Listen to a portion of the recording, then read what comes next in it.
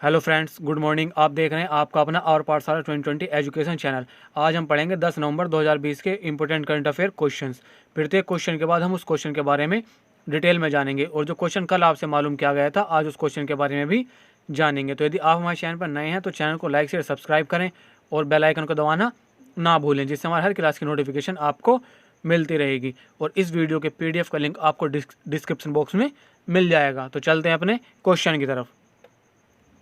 नीति आयोग के प्रमुख पहल अटल नवाचार मिशन और किस देश के सीरियस ने मिलकर AIM Sirius innovation programme 3.0 launch किया है। इसका सही ऑप्शन है ऑप्शन नंबर 2, रूस। नीति आयोग के प्रमुख पहल अटल नवाचार मिशन, अटल इनोवेशन मिशन और रूस के Sirius scientific international research in unique terrestrial station ने मिलकर AIM Sirius innovation programme 3.0 launch किया है। AIM serial innovation programme 3.0 Bharat और रूसी स्कूली बच्चों के लिए 14 दिनों तक चलने वाला एक वर्चुअल कार्यक्रम है। यह पहली इंडो एशियन द्विपक्षीय युवा इनोवेशन पहल है जो दोनों देशों के लिए वेब और मोबाइल आधारित दोनों तरह के तकनीकी समाधानों का विकास करना चाहती है। चलते हैं अपने नेक्स्ट क्वेश्चन की तरफ। निम्नलिखित में से किस राज्य ने मछुआरों की आजीविका में सुधार के लिए परिवर्तनम नामक एक अग्रणी पर्यावरण कार्यक्रम की शुरुआत की है? इसका सही ऑप्शन है ऑप्शन नंबर 3, केरल। केरल सरकार ने मछली पकड़ने वाले समुदाय की आजीविका में सुधार के लिए परिवर्तनम नामक एक अग्रणी पर्यावरणीय कार्यक्रम की शुरुआत की है। यह योजना का उद्देश्य समुद्र तट के किनारे युवाओं के आजीविका कौशल में सुधार लाना है और मछुआरा समुदाय के सामाजिक आर्थिक उत्थान को सक्षम बनाना है। परिवर्तनम, जिसका अर्थ है बदलाव, है केरल राज्य के तटीय क्षेत्र विकास निगम के नेतृत्व में आयोजित किया जाएगा। चलते हैं अपने नेक्स्ट क्वेश्चन की तरफ।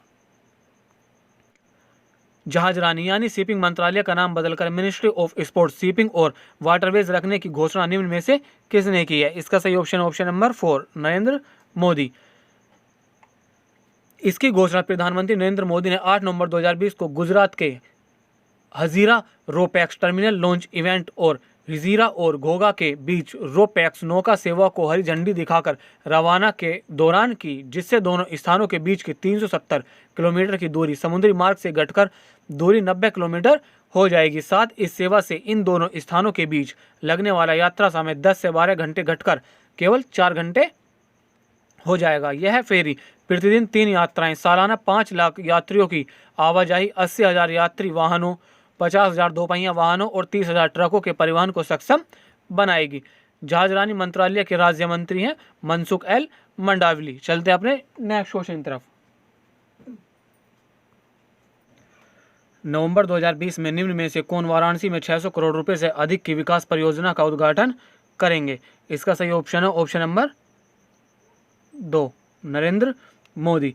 प्रधानमंत्री नरेंद्र मोदी जिन परियोजना का उद्घाटन किया उनमें Sarnath light and sound show, Lal Bahadur Shastri अस्पताल, रामनगर का उच्चीकरण, सीवरेज लाइन से संबंधित कार्य, गायों के संरक्षण और संवर्धन के लिए बुनियादी ढांचे सुविधा का निर्माण, बहुउद्देश्य बीज गोदाम, 100 मीट्रिक टन क्षमता वाला कृषि उत्पादन भंडार, समयबीन विद्युत विकास परियोजनाओं के द्वितीय चरण, संपूर्णानंद स्टेडियम में खिलाड़ियों के लिए आवासीय परिसर, वाराणसी शहर में स्मार्ट लाइटों से संबंधित कार्य, 150 आंगनवाड़ी केंद्रों की स्थापना और 102 गो आश्रय केंद्रों का निर्माण शामिल है। चलते हैं अपने नेक्स्ट क्वेश्चन की तरफ। नवनिर्वाचित अमेरिकी राष्ट्रपति जो बाइडेन ने कोविड-19 से निपटने के लिए कितने सदस्यों के कार्यदल की घोषणा की है? इसका सही ऑप्शन है ऑप्शन नंबर 1, 12। अमेरिका के नवनिर्वाचित राष्ट्रपति जो बाइडेन ने कोविड-19 महामारी से प्रभावी तरीके से निपटने के लिए 12 सदस्यों के कोरोना वायरस कार्यदल में गठन की घोषणा की है। कोरोना वायरस से अमेरिका में लाखों व्यक्ति संक्रमित हुए हैं और अमेरिकी अर्थव्यवस्था को व्यापक नुकसान हुआ है। चलते हैं अपने नेक्स्ट क्वेश्चन की तरफ।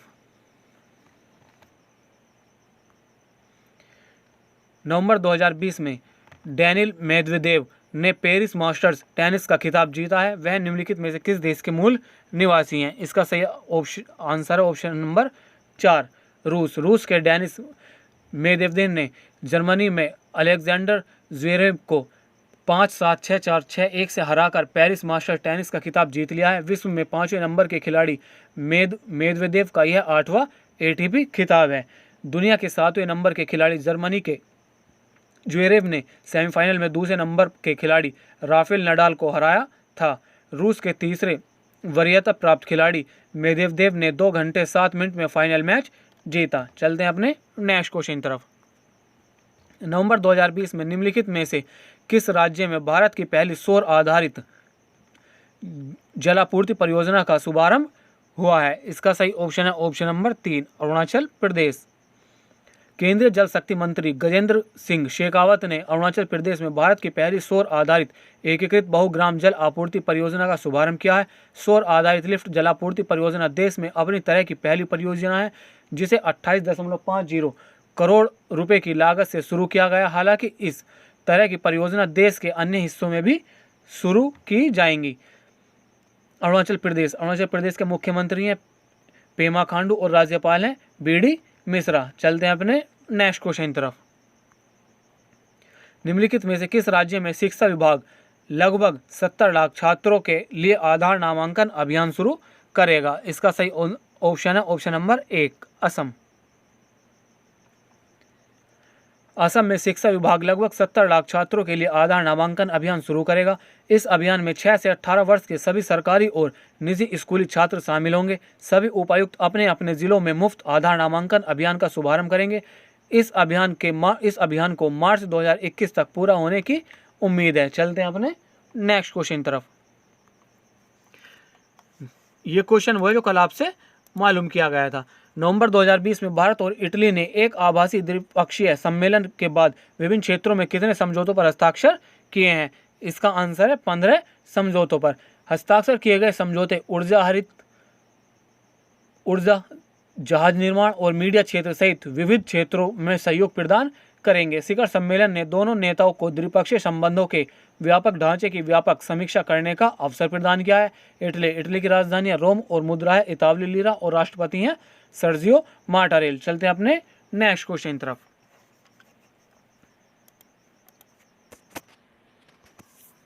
उत्तराखंड के मुख्यमंत्री ने मुफ्त वाईफाई सेवा लॉन्च की है। वर्तमान में उत्तराखंड के मुख्यमंत्री कौन है? इसका सही ऑप्शन नंबर 2, त्रिवेंद्र सिंह रावत।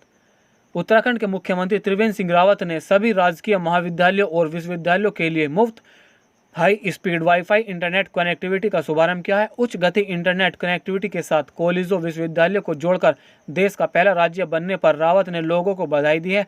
उन्होंने अपने निर्वाचन क्षेत्र डोडेवाला के एक कॉलेज में सेवा का शुभारंभ किया है। चलते हैं अपने नेक्स्ट क्वेश्चन तरफ। नवंबर 2020 में उत्तराखंड के मुख्यमंत्री त्रिवेंद्र सिंह रावत ने राज्य के कौन से स्थापना दिवस को चिन्हित करने के लिए टिहरी गढ़वाल जिले में देश की सबसे लंबे सिग्नल लेन मोटरेबल सस्पेंशन ब्रिज का उद्घाटन किया? इसका सही ऑप्शन है option number 2, 21वें।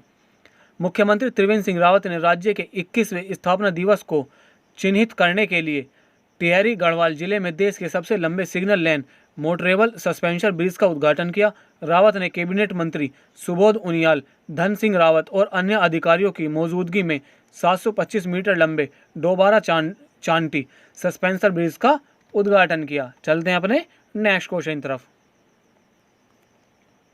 Indian overseas bank ने सरकार से कितने करोड़ रुपए का पूंजी समर्थन मांगा? इसका सही ऑप्शन है ऑप्शन नंबर 3, 1000 करोड़ रुपए का।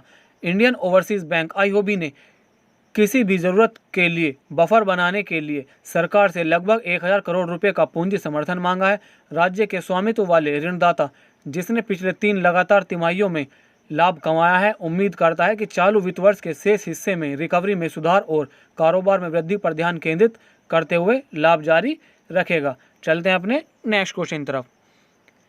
किसको जैसी डेनियल पुरस्कार के लिए चुना गया है, जो मलयालम सिनेमा में आजीवन योगदान के लिए राज्य सरकार का सर्वोच्च सम्मान है? इसका सही ऑप्शन है ऑप्शन नंबर 4, हरिहरन। प्रसिद्ध फिल्मकार हरिहरन को जैसी डेनियल पुरस्कार के लिए चुना गया है, जो मलयालम सिनेमा में आजीवन योगदान के लिए राज्य सरकार का सर्वोच्च सम्मान है। पुरस्कार में 5 लाख रुपए का एक पर्स, एक प्रशस्ति पात्र और एक मूर्तिकला है।